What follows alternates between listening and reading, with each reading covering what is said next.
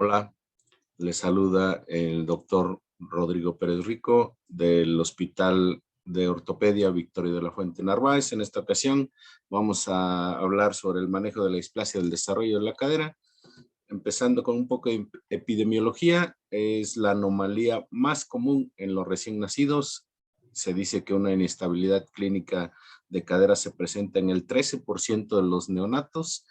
La displasia del desarrollo a través de ultrasonografía es del 5 al 15% de los neonatos y el 80% de estos casos, que son generalmente leves, se resuelve espontáneamente. Desde 1962, la incidencia de displasia del desarrollo de la cadera no se ha modificado en México, promedio de 2 a 3 casos por cada 1000 nacidos vivos.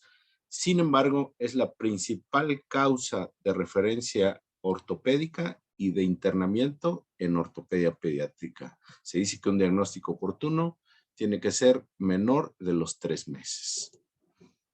La Asociación Internacional de Displasia maneja el espectro desde una cadera que tiene una displasia leve, se va haciendo mayor la severidad a raíz de que se considera una cadera estable o inestable, que se encuentre dentro y se salga, que sea subluxable, que sea una cadera luxable, o que definitivamente la cadera se encuentre luxada. Si esta se logra reducir mediante maniobras manuales, o definitivamente esa cadera es una cadera irreductible. La etiología, hay varios factores multifactoriales. Los principales son la genética, hay una hiperlaxitud ligamentaria que generalmente puede heredarse. La posición intrauterina, la mayoría de presentaciones pélvicas terminan siendo un factor muy importante para el desarrollo de displasia de cadera. Y los hábitos socioculturales, ya sea en las posiciones para arropar al bebé o una detección tardía, significan un gran reto para el tratamiento de la displasia. En varias naciones, la diferencia cultural, precisamente desde cómo se lleva al bebé, cómo se transporta al bebé, cómo se protege del frío, han ido cambiando las formas de presentación de la displasia. Y es muy importante saber en estos momentos que si la cadera no se mantiene con una buena posición y movilidad en el momento del crecimiento de estos bebés, pues es un factor importante para la displasia de cadera. Hay unos métodos ya muy bien estadificados para cómo se debe de arropar al bebé. Algunos, en 1959, Judet dijo que si se usaban pañales abultados, se eliminaría la displasia de cadera subclínica, y esto representa 7 veces menos cirugía para displasia de cadera.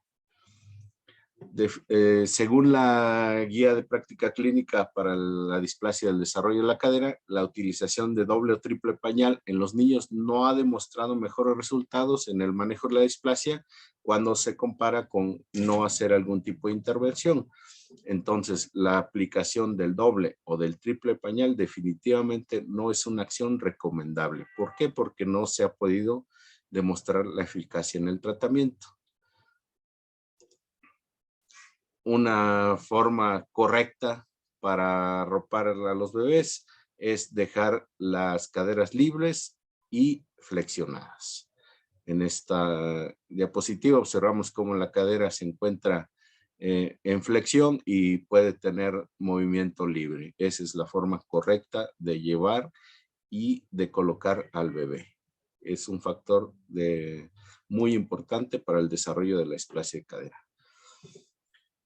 Hablando de diagnóstico tardío y subdiagnóstico, es generalmente el mayor problema al que nos enfrentamos durante la atención de detecciones oportunas de la displasia de la cadera.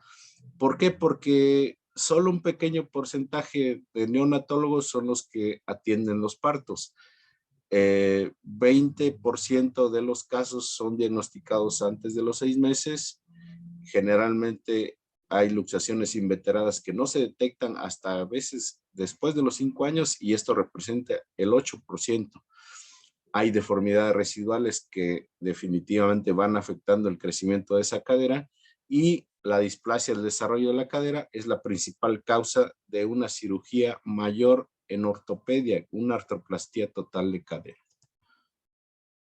Los criterios diagnósticos, el moldeamiento de la cadera y los clínicos son los más importantes de detectar, como la maniobra de Barlow, que estamos representando en esta diapositiva, que hay que darle abducción a la cadera y una gentilmente presión hacia la región posterior, y eso hará que la cadera se luxe, y posteriormente, si se encuentra ya luxada, la maniobra de Ortolani puede reducir esa cadera. También hay que evaluar la asimetría de pliegues, el signo de Galeazzi. La principal anomalía clínica que encontramos inicialmente es una limitación a la abducción. Cuando el paciente ya camina, podemos observar el signo de Trendelenburg o en marcha Duchenne. El diagnóstico y manejo oportuno también tiene que ver con el manejo de las secuelas, porque muchas veces hacemos el procedimiento y después continúan las secuelas y hay que seguirlas resolviendo. Y esto generalmente va generando costos, ya sea de manera directa o indirecta, y hay que evitar la discapacidad. ¿Por qué? Porque puede haber padecimientos en la columna, puede haber acortamientos de la extremidad, puede generar deformidad en la rodilla y en la cadera contralateral, puede generar dolor, rigidez articular. Entonces, hay que evaluar muy bien las secuelas. En esta publicación se encontraron que el 54% de sobrevida de la cadera a 45 años de seguimiento, si se hacía un procedimiento inicial, 2/3 tenían buen pronóstico. 5 al 10% de los reemplazos articulares se deben a la displasia de cadera, y esto genera unos costos muy elevados en cuanto a materia de atención a la salud. Bueno, ¿qué debemos de tomar en cuenta para una referencia a un servicio de ortopedia pediátrica de manera oportuna? Identificar los antecedentes familiares positivos para la displasia. Si nos encontramos que el paciente es niña, que además ha tenido presentación pélvica, si en el examen físico detectamos que existe un Barlow o un signo de Ortolani, o simplemente al escuchar un clic o un clum en la cadera, es algo muy importante a diagnosticar. ¿Cuál es la diferencia entre un clic y un clunk? El clic generalmente es algo audible que muchas veces no se asocia a una luxación real de la cadera, puede deberse la mayoría de veces a una inmadurez de la cadera y generalmente desaparece después del mes de vida. La diferencia del clunk, que es algo palpable, como la maniobra de Barlow, y esto representa una inestabilidad de la cadera y generalmente persiste hasta los 3 meses. Bueno, entonces lo importante es hacer un diagnóstico oportuno. ¿Pero cuándo debemos hacer un diagnóstico oportuno? Al nacer, antes de los 6 meses de vida, después de los 6 meses. Y generalmente se recomienda hacer el screening. En países de primer mundo ya está establecido como ley, y en todos los hospitales se realiza el mejor diagnóstico oportuno que puede realizarse a través de una ultrasonografía de cadera, ya descrito desde 1980 por Graf, en el 84 por Hart y Tergersen en 1989. Y esto es a través de mediciones para identificar las estructuras que generalmente en una radiografía no podemos observar, y nos guía a través de unas mediciones de ángulos de cobertura de esa cadera y lo más importante es el ángulo alfa y el ángulo beta. Se dice que para encontrar una cadera normal, el ángulo alfa siempre debe de ser mayor de 60 grados y es una relación invertida. Entre más grande sea el ángulo alfa, el beta va a ser más pequeño. Si tenemos un ángulo alfa que va disminuyendo y el ángulo beta va aumentando, nos encontramos ante los diferentes tipos de displasia o bueno, de falta de cobertura de ese acetábulo o hasta la subluxación o una luxación ya sea leve o severa. Y para todos los tipos de afectación del ángulo alfa se recomienda el uso de arnés de Pavlik. La radiografía de la pelvis es un estudio muy útil después de los 4 meses cuando está descrito que empieza a aparecer en algunos pacientes el núcleo de osificación de fémur proximal y lo podemos utilizar como un seguimiento de tratamiento y como valoración de secuelas. Y también nos sirve para saber si en ese momento nuestro tratamiento va a ser una técnica de reducción cerrada o una técnica de reducción abierta. Mucho tiene que ver también la edad del paciente. Las mediciones radiográficas estándar, pues muchas veces se prestan a pues encontrar algunas variaciones, pero en general, en promedio, el índice acetabular debe de ser a los 7 meses de 22 grados y a los 2 años debe de ser menor de 20 grados. Algunos dicen que 18 grados, según el artículo de Tonis de 1976. Las radiografías normales, pues tienen acetábulos bien formados, la cobertura acetabular es buena, las epífisis se encuentran localizadas en cuadrantes inferomediales, los ángulos de arcos de Shenton y de Calvé están conservados y se observa una buena altura de la cadera y una esfericidad de la cabeza femoral normal. En esta radiografía, en esta proyección, vemos cómo la cadera izquierda está subluxada, tiene una hipoplasia acetabular, un ángulo acetabular mayor de 30 grados, hay una simetría de los núcleos de osificación y hay una lateralización de la cadera izquierda. Una medición muy importante es algo que describió Fernández para valorar el centraje concéntrico. Esto nos es muy útil porque hay caderas que están que no están concéntricas y el rango es muy bajito, de más o menos 3 milímetros. Es una de las mejores mediciones que tenemos para saber si la cadera está centrada o está descentrada. Ya como tratamiento, uno de los mayores éxitos del manejo de la displasia de cadera es a través del arnés de Pavlik. ¿Por qué? Porque representa que del 75 al 85%, si lo empezamos a utilizar en edades tempranas, generalmente la primera semana de vida, van a tener gran tasa de éxito. Si, sin embargo, si lo empezamos a utilizar después de las 6 semanas de vida, esto disminuye del 40 a 60% de éxito. Algunos casos se han reportado después del uso de los 6 meses de edad, pero son mayores.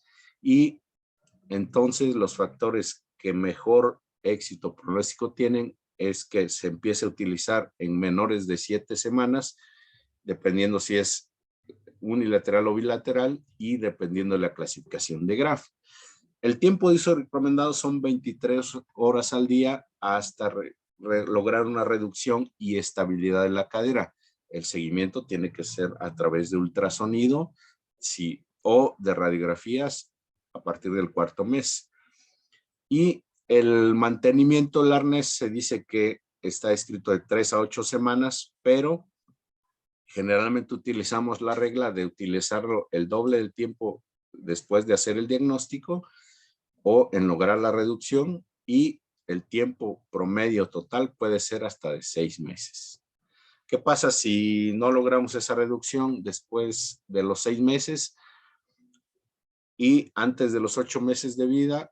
Pues proceden ya los manejos quirúrgicos. En este caso puede ser la reducción cerrada de manera inicial, haciendo manejo de partes blandas, una miotomía de aductores, una tenotomía del psoas, además acompañada de una artrografía, la reducción cerrada. Este procedimiento generalmente no tarda más de 1 hora, el sangrado es mínimo 10-15 mililitros, no requieren transfusión y no necesitamos ningún tipo de implante. Sin embargo, si el paciente tiene más de 18 meses, aparte de hacer el manejo de partes blandas, que es la miotomía de aductores, estenotomía del psoas, artrografía, se tiene que hacer una reducción abierta, hay que hacer una capsulotomía y después una capsuloplastía. Muchas ocasiones ya se necesita hacer una diafisectomía para bajar o para quitar tensión a esa cadera, acompañada de una osteotomía varodesrotadora del fémur proximal. Y además, como generalmente presentan una displasia acetabular alta, se tienen que hacer algún tipo de osteotomía pélvica. Esto es dependiendo del tipo de descobertura que se logre identificar mediante las radiografías. Hay que colocar una espica de fibra de vidrio posterior al manejo y generalmente los tiempos quirúrgicos ya son más aumentados. Pueden durar hasta 3 horas, un poco más. El sangrado puede llegar hasta 100 mililitros y generalmente 30-50% de los pacientes requieren transfusión de hemoderivados. Y definitivamente hay que utilizar algún tipo de implante para hacer este tipo de fijaciones. Uno de los principales controversias es si se debe o no se debe corregir la anteversión.